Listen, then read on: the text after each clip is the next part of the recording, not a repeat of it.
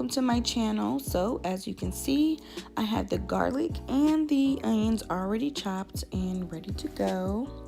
So right here I'm just browning some ground turkey, and I already added the garlic and the onions. And also I should take this time to tell you guys that I came up with this recipe and it actually tastes really good, so I hope you guys like it.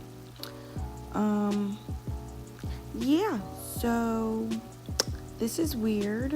I'm about to heat up some water so I can boil some macaroni noodles that you will see in this next clip. So have the macaroni noodles boiling, and also as you can tell I'm making some broccoli as well. And also I just added that to the ground turkey with some shredded cheese and some curry powder and some other things. And this is the finished result, you guys. It tastes really good. I'll have everything that I used, all the seasonings and stuff, in the description below. So thank you for watching. Make sure to comment, like, and subscribe, and I'll see you guys in the next one.